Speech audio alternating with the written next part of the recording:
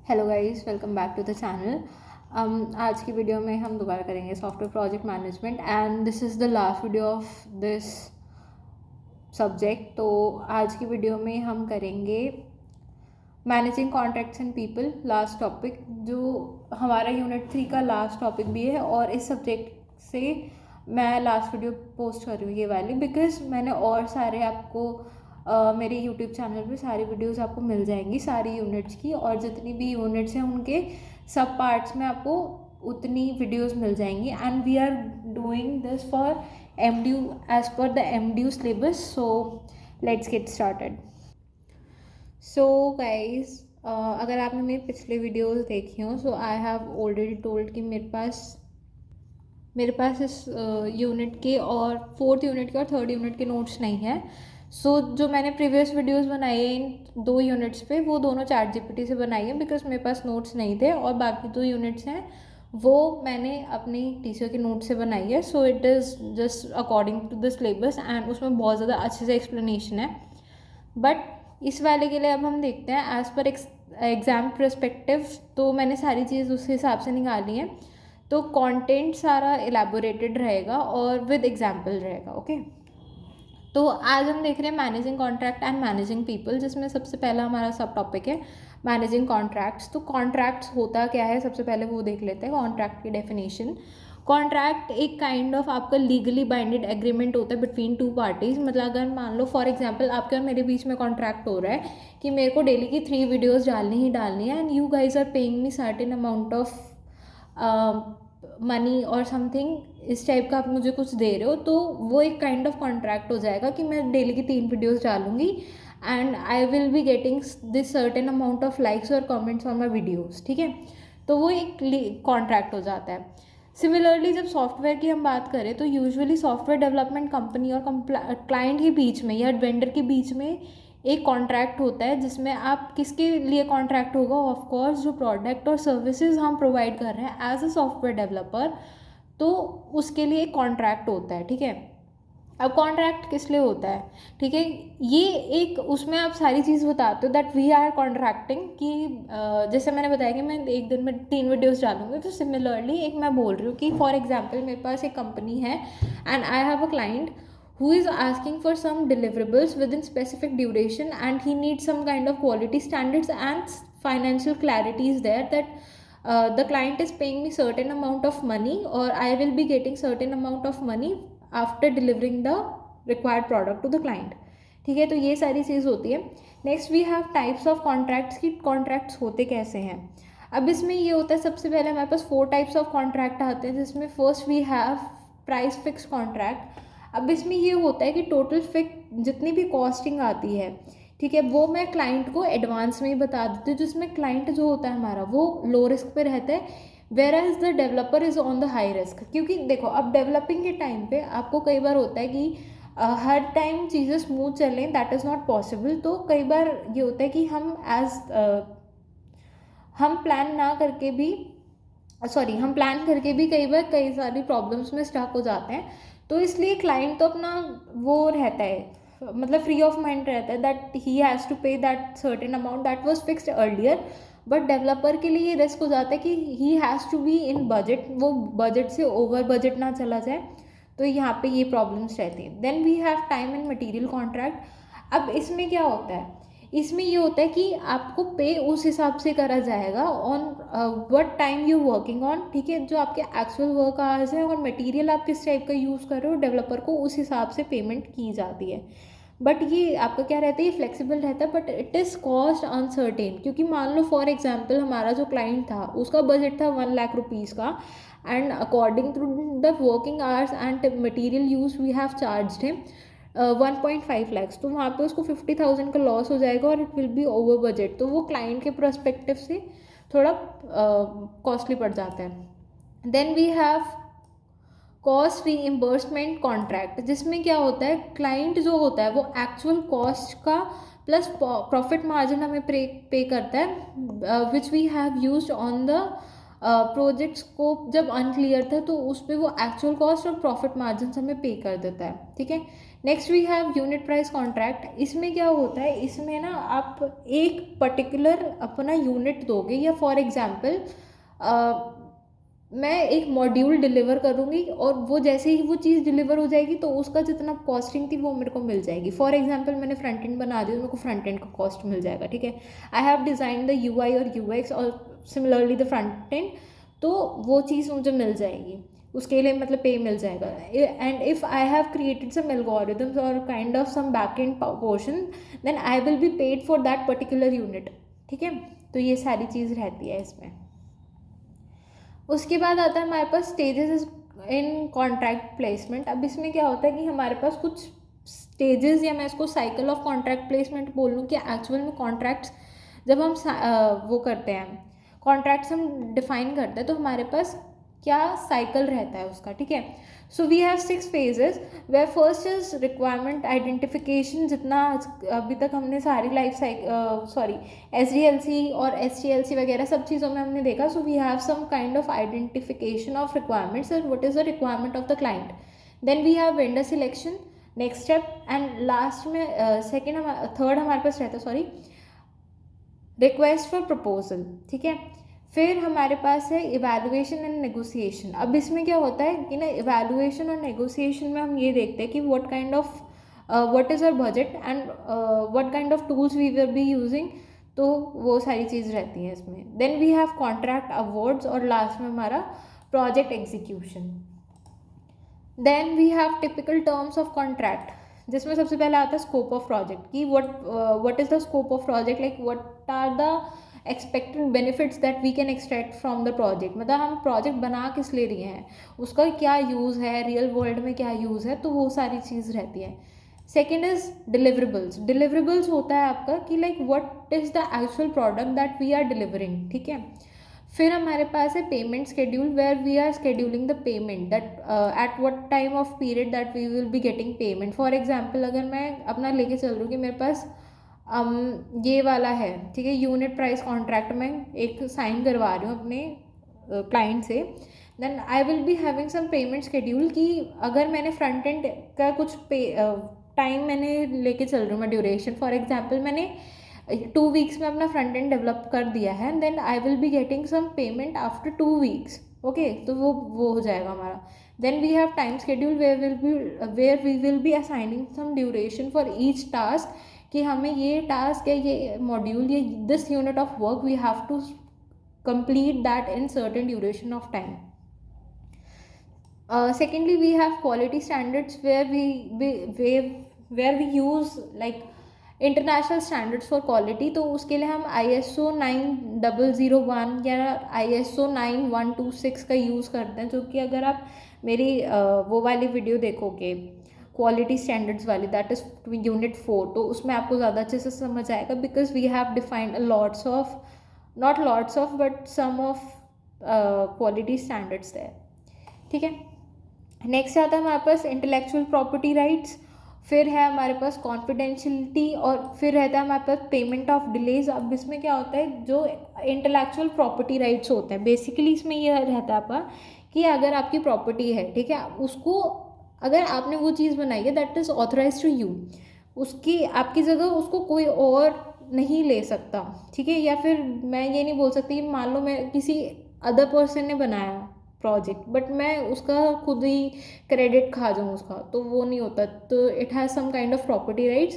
And penalties for delay में आता है कि आपका जैसे फॉर एग्जांपल मैंने किसी चीज़ के लिए मेरा जो डेवलपमेंट का टाइम ड्यूरेशन था that was for 7 days, that is for 1 week, but I have take 9 days, तो उसका जो दो दिन का पेनल्टी है दैट आई हैव टू पे फॉर दैट, ठीक है। तो उसके लिए कुछ काइंड ऑफ फाइन लग जाएगा आपके पास। Then we have termination conditions. Termination conditions में हम कुछ लाइक कंडीशंस रखते हैं अपनी टर्मिनेट करने के लिए, तो वो सारी चीज़ आती है इसमें। Then we have contract management. अब कॉन्ट्रैक्ट मैनेजमेंट क्या होता है कि हम एक कॉन्ट्रैक्ट साइन करवाएंगे, that was a legally accepted contract where we have to define all the budget and everything, जो मैंने पहले बताया। अब उसमें होता क्या है, उसमें ये रहता है कि we have to monitor the vendors performance, time to time, ठीक है, कि हम ये देखते हैं कि एक्चुअल में जो हमारा वेंडर है how the person is performing. Then we have to ensure the timely invoicing, we have to maintain the documents, we have to review the deliverables and manage risk. तो इसमें आपका ये रहेगा कि आपको जितने भी डॉक्यूमेंट्स हैं you have to maintain them. Review the deliverables में आएगा आपका कि आपके जितने भी रिव्यूज़ हैं you have to like kind of you have to give feedbacks towards them कि आपका जो डिलीवरेबल था is it satisfying the customer और नॉट, ठीक है. और अगर नहीं कर रहा तो वहाँ पे कहाँ क्या क्या दिक्कतें रह गई थी which we can improve. Next आता है हमारे पास एक्सेप्टेंस. तो एक्सेप्टेंस बेसिकली क्या होता है आपका, acceptance occurs when the client formally approves the deliverables by verifying all the requirements are meet. Deliverables may be preliminary acceptance और final acceptance होती है इसमें, where testing plays a major role है. तो अब इसमें क्या होता है कि ना एक्सेप्टेंस में बेसिकली आपका ये आएगा, जैसे अगर मान लो for example whether the client is satisfied or not with my product that I have delivered to him, ठीक है. तो उस टाइप में जो हमारा क्लाइंट है ही फुली वेरीफाइज द प्रोडक्ट और वो ये चेक करते हैं कि जितनी भी उन्होंने रिक्वायरमेंट्स दी थी क्या मैंने जो भी अपना सॉफ्टवेयर बनाया है is it as per the requirements और नॉट. ओके, नेक्स्ट आता है हमारे पास managing people and organizing terms. तो ऑर्गेनाइजिंग टर्म्स या मैनेजिंग पीपल की अगर मैं बात करूँ सो सिंपली ये चीज़ हमारी ना, अगर पिछले सेमेस्टर में एक वो था सब्जेक्ट था हमारा OP which is organisational behaviour. तो उसमें मैंने आई गेस कुछ वीडियोस अपलोड करी होंगी, so you guys can also check out. But इसमें बहुत थोड़ा सा है उसके बारे में, सारी चीज़ जो भी मतलब टर्म्स इंक्लूड होती हैं उनको और ज़्यादा ब्रीफ आउट करा हुआ है. सो सबसे पहले हम इंट्रोडक्शन देखते हैं. People are the most critical assets in software projects. Managing people ensures productivity, satisfaction, teamwork and quality. अब एक्चुअल में देखो हम बोलते हैं कि AI जॉब खा जाएगा, AI जॉब खा जाएगा, बट ऑफ कोर्स नॉट, ऐसा नहीं होगा because AI is never be so developed कि उसको कुछ भी मैनुअल मॉनिटरिंग की ज़रूरत ना हो, ठीक है. हमेशा AI को एक ना एक ह्यूमन चाहिएगा ही in future also. But as per my point of view I guess कि ऐसा नहीं होगा कि AI पूरा ही ओवरटेक कर जाए हमारी इंडस्ट्री को. बिकॉज अगर इसकी भी मैं ChatGPT की भी बात करूँ तो इट रिक्वायर्स सम प्रॉम्प्ट और it requires some commands to work on, ठीक है. बिना कमांड्स के ये भी काम नहीं कर पाता है. तो सिमिलरली इसमें यही रहता है हमारा कि जो हमारा ह्यूमन है that is the most important critical asset in software project. क्योंकि अगर ह्यूमन सेटिस्फाइड होगा तो of course he will be performing well in the teams and of course he will be working well in the teamwork and will be good, giving a good quality of products. Then we have to understand the behavior. So individual behaves differently based on, अब हर किसी की personality same नहीं होती. Of course people used to behave according to their personality. Maybe some people might have rude personality, some have calm personalities. तो personalities जैसे जैसे differ करती हैं, people used to behave like that, ठीक है. Plus culture, some have different kind of culture, some are coming from different kind of backgrounds. तो वो सारी चीज़ भी वैरी करती है in the individual how he is behaving. Then next है नेक्स्ट है हमारे पास एक्सपीरियंस, वेयर हम ये चीज़ रहती है कि अगर जिसके पास ज़्यादा एक्सपीरियंस होगा as compare to the experience one and the fresher one, if I am comparing both, तो जो एक्सपीरियंस हमारे पास ह्यूमन होगा he will be performing well as compare to the fresher one. Then we have to provide motivation. अब motivation हम कैसे दे सकते हैं अपने टीम मेम्बर्स को या फिर अपना जो भी स्टाफ है उसको, by giving them some rewards, by giving them some appreciation, by giving them some kind of promotions and something like that, ठीक है. तो इस बेसिस पे भी इंडिविजुअल्स अच्छे से बिहेव करते हैं. फॉर एग्जांपल मैं बोलूँ कि आपकी इस सेमेस्टर बहुत अच्छे मार्क्स आ जाए, ठीक है, तो आप नेक्स्ट सेमेस्टर के लिए मोटिवेटेड रहोगे that we have to perform well. Next आता है एटीट्यूड. एटीट्यूड कि आप वर्क को कैसे हैंडल कर रहे हो. Maybe you are arrogant, आप चीज़ों को बहुत लाइटली लेते हो कि अरे ये तो क्या ही है, ये तो मैं कर ही लूँगा, तो इस काइंड का एटीट्यूड भी अच्छा नहीं रहता. We have to take a positive attitude with some positive vibes. मतलब ओवर कॉन्फिडेंस मत लाओ उस चीज़ को, कॉन्फिडेंटली करो चीज़ को, ठीक है.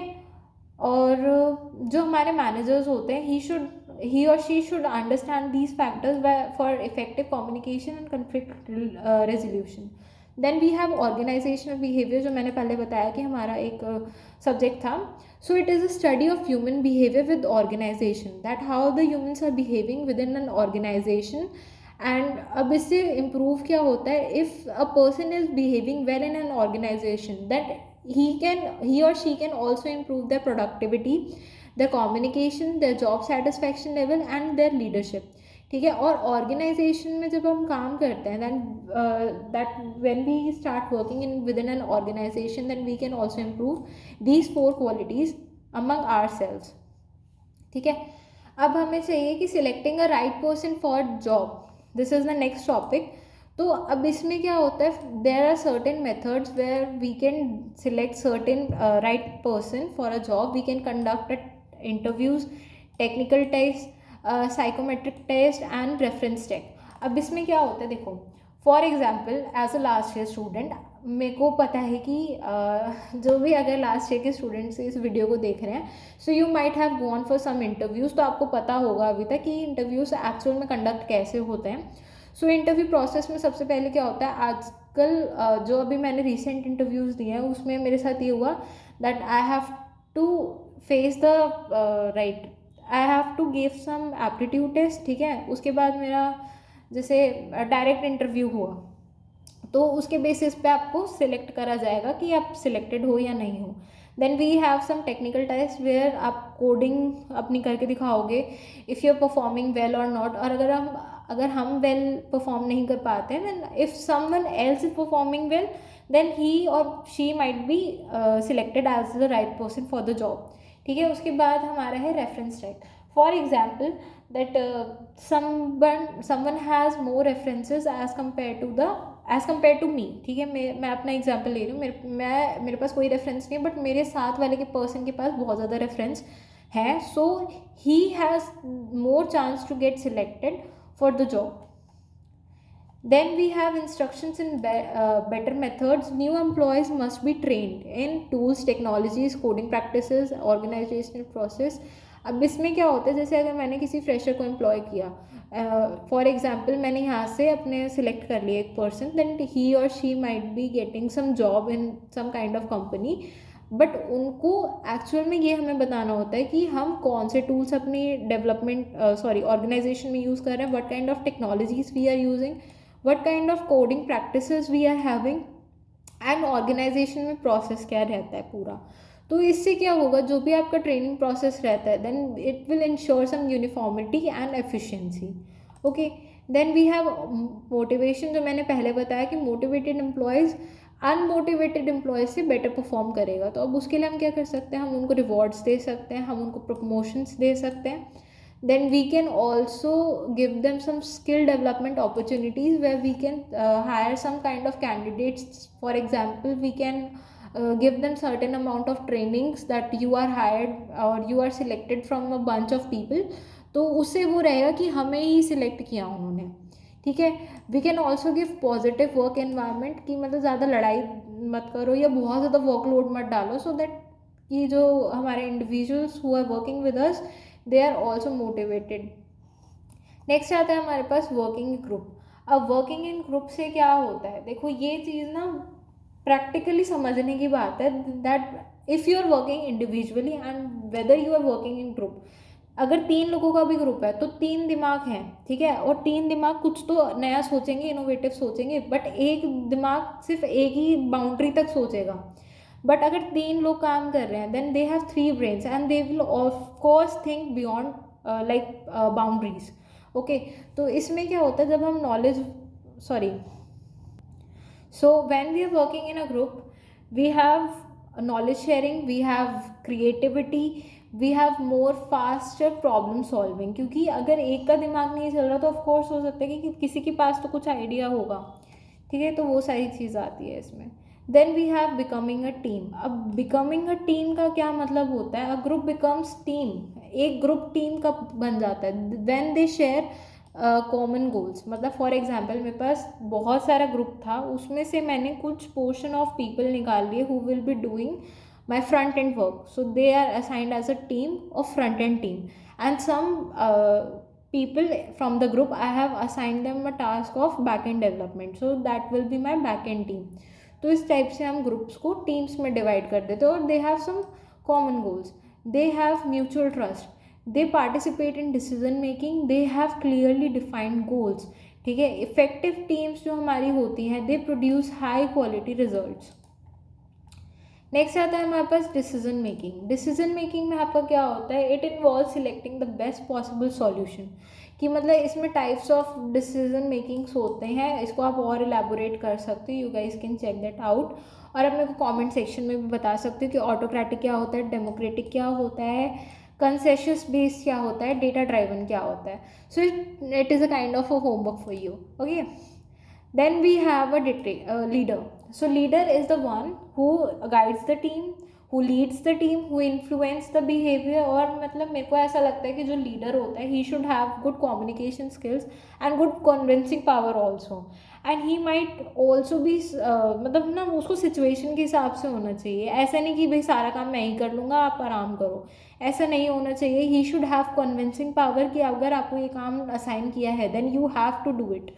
ठीक है. आपके पास कोई मतलब वो नहीं है कि बायस नहीं होना चाहिए.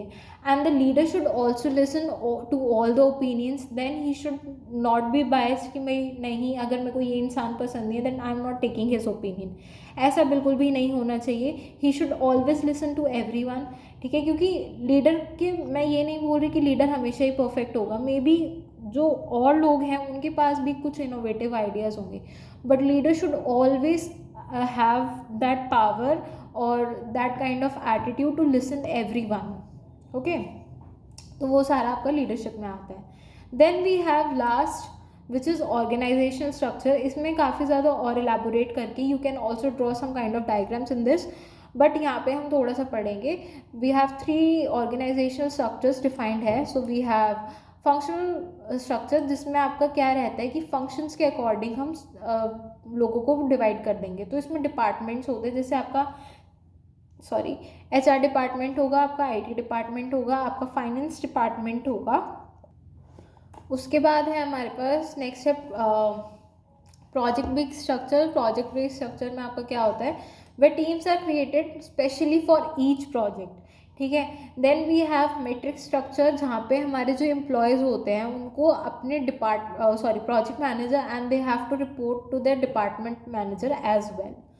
सो एक बार ही नहीं, ये ऑर्गेनाइजेशनल स्ट्रक्चर वाले को I should get something new content over this, तो प्लीज़ वेट. सो गाइज ये मैंने अभी भी निकाला है organizational structure. So let us see कि कितने टाइप्स के ऑर्गेनाइजेशनल स्ट्रक्चर्स होते हैं. तो यहाँ पे हमारे पास 6 types of organizational, sorry for the glitch. So यहाँ पे हमारे पास 6 टाइप्स ऑफ ऑर्गेनाइजेशनल स्ट्रक्चर्स होते हैं, जिसमें line organization, functional organization, line and staff organization, और ये सारे ऑर्गेनाइजेशन स्ट्रक्चर्स होते हैं. So let's see. तो इसमें मैं जैसे देख रही हूँ, अगर लाइन ऑर्गेनाइजेशनल स्ट्रक्चर्स में देखूँ तो यहाँ पे एक जनरल मैनेजर है. Then under whom production manager is there, financial manager is there, and marketing manager are there. So there are certain types of manager, but these 3 will be controlled by the central manager, जो कि ये देखेंगे कि आपका overall काम ठीक से हो रहा है या नहीं हो रहा है. Okay. So this is a geeks for geek sites and you guys can also check that out. और यहाँ पे हमारे पास functional organization where we have some president and under whom multiple types of these these kind of managers are working, and R&D manager is looking after design, development and testing, whereas finance manager is looking after accounting, purchasing and finance. तो ये सारे यहाँ पे एक मेरे को ना वो दिखाना था कि एक्चुअल में हमारा वर्क फ्लो कैसा रहता है, डायग्राम कैसे रहते हैं इसके, so that it would be easy for you guys and as well for me to explain in our final exams. So we have then line and staff organization. I guess this is not that much important. We have project organization, तो ये हम बता सकते हैं, where we have a managing director under whom we have two divisions, which is manager project division 1 and we have division 2. So इसके under अलग एक department आ गया है, यहाँ पे अलग से एक डिपार्टमेंट आ गया है. Maybe this kind of manager is looking after some certain different types of project, और काइंड ऑफ अगर मैं बात करूँ कि कुछ डिफरेंट डिविजन को देख रहा है, and this manager is looking after some different division. Okay, then we have this matrix organization where we have this managing director, and then we have production, personnel and engineering, then we have financing. तो उसके basis पे ही यहाँ पे जिस type का हमारा मतलब like जो भी डिवीज़न है उसके अकॉर्डिंग ही यहाँ पे डिवीज़न फर्दर हो रखा है. जैसे कि अगर फाइनेंसिंग है तो उसके फर्दर 2 ग्रुप्स डिवाइडेड हैं, इंजीनियरिंग में फर्दर 2 ग्रुप्स डिवाइडेड है, मैनेजिंग में 2 ग्रुप्स डिवाइडेड हैं. Okay, so this is managing organization. Then we have a committee organization where we have a BOD, then who is connected with financial committee. ठीक है, then there is executive committee. तो मतलब सारे types of committee से connected है. And BOD comes upper और general manager comes under BOD and general manager looks after all these things. तो ये सारा था. So इसका मेन पर्सपेक्टिव यही था, so that you guys can explain it well in your final exams. And thanks for watching guys. और यहीं पे हमारा SPM पूरा कंप्लीट हो गया. We have finally completed SPM. तो मे बी अभी तो मैं ये रात को वीडियोस बना रही हूँ, मैं सुबह अपलोड कर दूँगी. And thanks for watching and thanks for staying for, मतलब लास्ट तक रहने के लिए बहुत बहुत ज़्यादा थैंक यू. और अपने फ्रेंड्स के साथ इसको शेयर करो, लाइक करो, शेयर करो और सब्सक्राइब करो मेरा चैनल. और प्लीज़ सब्सक्राइबर बढ़ा दो, बहुत कम है. और एक चीज़ और, that I just want to share कि हमारे एग्ज़ाम्स हैं और ये एग्ज़ाम से पहले ही मैं एग्ज़ाम्स के टाइम पे मैं ज़्यादा वीडियोस अपलोड करती हूँ. So guys, all the best for your exams. ठीक है, बहुत अच्छे से करना. And thanks for watching.